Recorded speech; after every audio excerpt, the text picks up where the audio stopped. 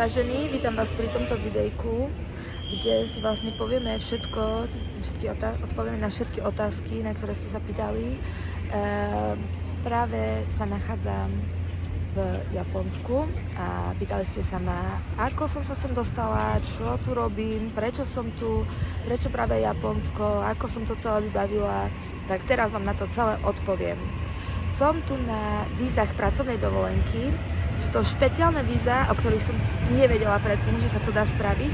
Len nejako proste náhodne som sa k tomu dostala s tým, že tieto víza sa dajú vybaviť na rok a môžete pracovať, môžete študovať a môžete si proste robiť, čo chcete, mať dovolenku. Účelom týchto víz je proste hlavná dovolenka, ale môžete popri tom študovať, môžete popri tom si nájsť brigádu a tak ďalej, čiže sú to fakt perfektné víza. S tým, že si môžete vybaviť len do svojich 30 rokov vrátane. No a keďže ja už mám 31, tak som sa spamätala asi 3 týždne pred 31 rokmi alebo 31 narodeninami a rýchlo som utekala do Bratislavy vlastne si to vybaviť. Podarilo sa mi to s tým, že musíte dokladovať všelijaké doklady, čo chcete robiť v Japonsku, životopis, výpis účtu, musíte tam mať už zakúpenú letenku, čiže ja som preto som cestovala tak dlho cez Čínu a cez všetko, pretože som si kúpila tú najlacnejšiu letenku, aká existovala. Takže toto som si vybavila, no a išla som do Bratislavy na japonskú ambasádu, všetko som im to tam doložila. No a boli takí milí veľmi tam, že mi to potvrdili, vybavili. S tým, že ja som to nečakala, lebo ono to nepotvrdia vám na isto. Musíte mať fakt, že všetko a musíte fakt, že spĺňať všetky podmienky a vyberajú len 400 ľudí z celého Slovenska ročne. Tak sa mi to podarilo, očividne nejde tak veľa ľudí na tú pracovnú dovolenku. Tak som teda išla, lenže keď mi to potvrdili, ja som bola taká, že aha, tak teraz proste už asi idem. Tak som teda išla, no a prečo práve Japonsko? Japonsko pretože tí, čo ma poznáte, viete, že ja som tu stále chcela ísť a keď som tu bola pred 2 rokmi, tak sa mi to tak zapáčilo, koncerty, hudba, moda. Mne sa Japonsko strašne páči a tu som chcela ísť proste odkedy ja som tu bola pred 2 rokmi, som nezavrela ústa, že chcem proste si ísť vyskúšať tu nažiť. A keďže to bola taká príležitosť jedinečná v živote, keďže ja nemám žiadnu školu, ani proste nemám peniaze na žiadne štúdium, ktoré je extrémne drahé tu tak som sa rozhodla, že využijem túto možnosť. A dopomohlo mi to aj k tomu, že proste typek, ktorý jedného som spoznala v Berlíne, tiež mi povedal, že bol presne na takýchto istých vízach, len opačne, že on Japonec bol v Nemecku. A takto si to vybavil s tým, že už mal 31, už mal na konci 30-ky, ale vycestoval až v 31-tke. Takže z toho si mi tak odľahlo, že tak ty kokos, a ja to vyskúšam. Takže som išla, no a som tu. Čo teraz mám v pláne? To príde ďalšia otázka k tomu, čo ste sa pýtali, že ako sa tu dorozumievam. Tak nijak sa tu nedorozumievam, rukami, nohami sa tu dorozumievam a cez Google prekladač.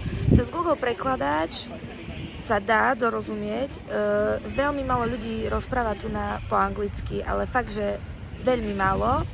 Čo mám šťastie, že môj kamarát rozpráva po anglicky veľmi dobre, aj niektorí kamaráti trocha sa vieme dohovoriť po anglicky, jakž takž, ale väčšinou cez prekladač aj s nimi, keď niečo už dôležité, tak cez prekladač sa rozprávame. Takisto na úradoch málo kto vie, ale oni majú také zariadenie, čo vám to preloží.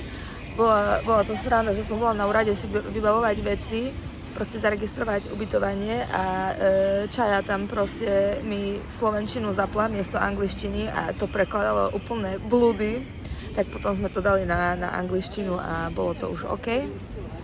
No, cez prekladač preto prišla som aj s tým, že však niečo už viem z anime, nejaké také veci, Duolingo študujem a OK. No ale keď som sa prišla a už to išlo do tuhého, že sa mám aj niečo vykecať, proste, no je to strašne ťažké vôbec niečo len porozumieť, tak som si teraz objednala hodiny japončiny na Preply alebo Preply, alebo neviem ako sa to volá, tá aplikácia. Tam si viete buknúť proste učiteľku alebo učiteľa, aj amatérskych, aj proste profi.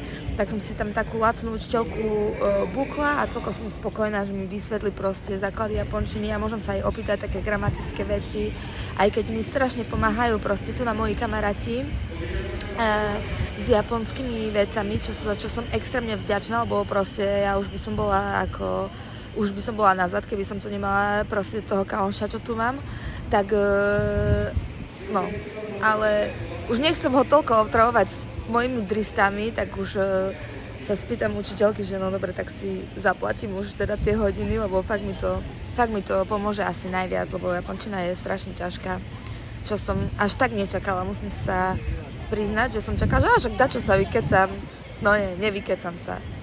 Ale nevadí, ja nestrácam nádej, proste nie som prvá ani posledná, čo to takto urobilo a vidím proste aj na slovenských facebookových stránkach, koľko je plno ľudí a koľko je na tej pracovnej dovolenke vízach, takže neviem, nestrácam nejak nádej a som rada. No, ďalšia otázka ste sa pýtali, že čo je s Debrou, s mojim psom. To je ďalšia vec. Debra nie je len môj pes, je pes aj môjho bývalého priateľa, aj mojej mamy, takže Debra je práve s mojim bývalým, tí čo poznáte, viete meno, nechcem menovať vo videu, lebo predsa len sme na YouTube, hej, na verejnosti, nebudem menovať, ale viete, kto je kto.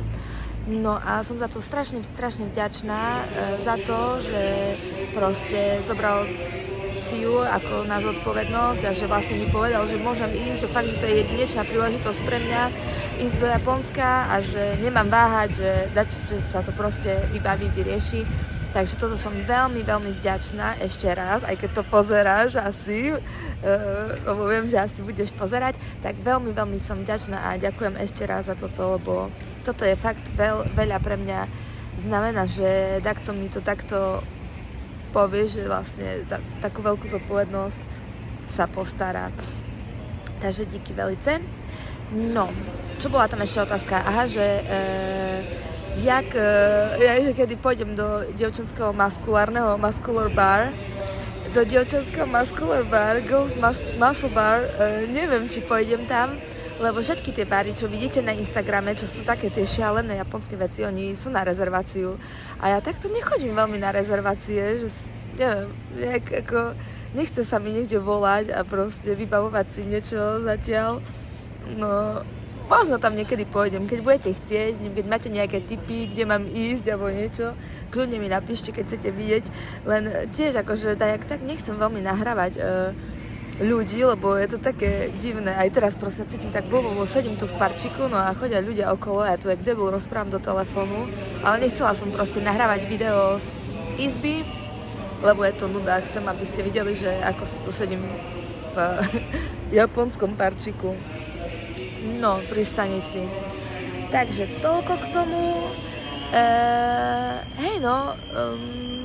Neviem, som veľmi rada zatiaľ, že tu som. Jasné, že ešte nemám robotu, zatiaľ som si tu vybavila proste moju rezidenčnú kartu, mám tu zdravotku vybavenú, ešte nemám bankový účet a vybavujem si telefónne číslo tento mesiac, pretože som ako debil si kúpila len datovú SIM kartu a nemám telefónne číslo a treba mi ho, čiže toto ma sa tak spomalilo, ale vybavujem si to už tento mesiac, budem mať a potom si vybavím bankový účet a ide sa hľadať pomaly nejaká robotka.